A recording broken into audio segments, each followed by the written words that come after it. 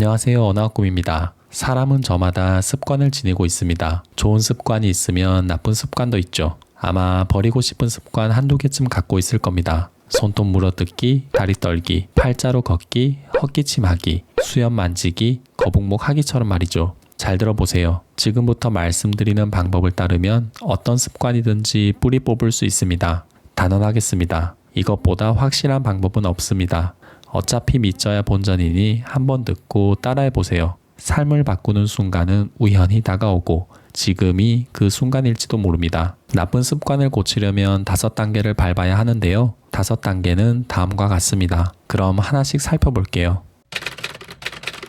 나쁜 습관을 고치려면 먼저 고치고 싶은 습관이 뭔지 알아야 합니다. 버려야 할 물건이 뭔지 알아야 처분할 수 있는 것처럼 어떤 습관을 갖고 있는지 알아야 고칠 수 있습니다. 여러분이 지닌 나쁜 습관은 무엇인가요? 사소한 것이라도 좋습니다. 코 만지작거리기, 먹을 때 쩝쩝 소리내기, 옆구리 긁적이기처럼 뭐든 좋습니다. 평소 내 행동을 돌아보고 고쳐야 할 습관을 떠올려 보세요. 만약 아무리 생각해도 나쁜 습관을 찾지 못하겠다면 부모님, 친구, 동료의 도움을 받으세요. 사람은 자신에겐 관대하지만 남에게는 엄격하니까요. 다른 사람이 여러분의 나쁜 습관을 알려줄 겁니다.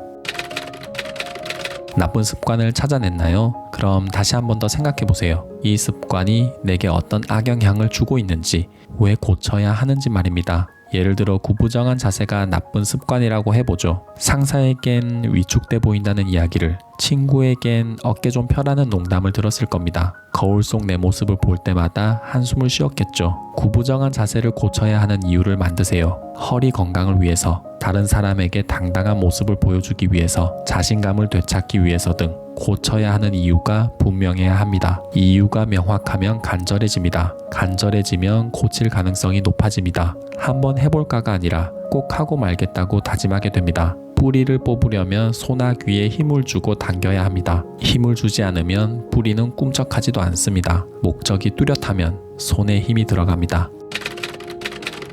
나쁜 습관을 고쳐야 하는 이유를 찾았다면 실천하세요. 그 행동을 하지 않는 겁니다. 뭔 소리냐? 내가 그걸 몰라서 못 고쳤겠냐고요? 이번에는 다릅니다. 고쳐야 하는 이유가 분명하기 때문이죠. 구체적인 방법이 궁금하다고요? 이렇게 하세요. 하루 24시간 내내 나쁜 습관을 고쳐야겠다고 의식하면서 일상을 보내세요. 나도 모르게 나쁜 습관대로 행동하고 있다면 재빨리 자세를 고치세요. 이건 제 경험담인데요. 제가 출근길 버스에서 종종 코를 훌쩍였는데 어느 날 옆 사람이 제 어깨를 툭툭 치더니 이렇게 말하더군요. 너무 시끄러우니까 조용히 해달라고요. 저는 그때까지 코를 훌쩍이는 게 생리현상이라서 어쩔 수 없는 행동이라고 생각했습니다. 근데 고쳐지더라고요. 옆 사람에게 불편을 끼치지 않으려고 출근길마다 의식했거든요. 콧물이 나오면 훌쩍이지 않고 휴지로 닦아내면서 이윽고 코를 훌쩍이지 않게 됐습니다. 의사도 고치지 못한 나쁜 습관을 옆 사람의 시끄럽다는 한마디가 고친 거죠. 습관이 재미있는 게 몸에 붙어 있을 땐 절대 떼어내지 못할 것 같은데 막상 떼어내면 언제 몸에 붙어 있는지도 모르게 돼요. 5단계 중에서 가장 중요한 것은 실행입니다. 실행해야 바뀔 수 있습니다. 의식하면서 행동하세요.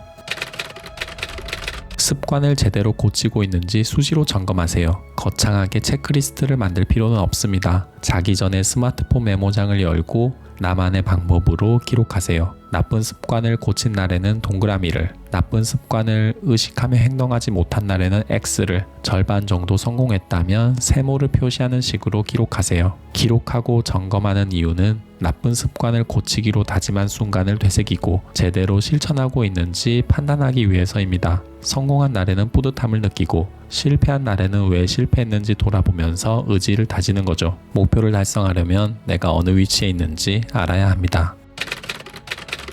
첫 번째부터 네 번째 단계까지 밟았다면 이제 남은 건 실행과 점검의 반복입니다. 언제까지? 예전에 왜 그렇게 행동했을까? 라는 의문이 들 때까지 반복하세요. 저는 고등학교를 졸업할 때까지 손톱을 물어뜯었는데요. 심지어 피가 나는데도 손톱을 물어뜯었죠. 손톱이 없어서 바닥에 놓인 동전을 들어올리지 못했고 캔 음료수 입구를 열지도 못했습니다. 하지만 지금은 왜 그렇게 손톱을 물어뜯었는지 모르겠어요. 이렇게 지난날의 행동에 의구심이 들면 성공입니다. 그때까지 반복하세요. 런던 대학의 연구에 따르면 어떤 행동을 습관으로 만드는 데 66일이 걸린다고 하는데요. 나쁜 습관을 고치는 것도 마찬가지입니다. 두 달 동안 반복하면 성공하게 됩니다. 실행이 작은 성공을 이끌어내고 작은 성공이 반복되면서 변화가 이루어집니다.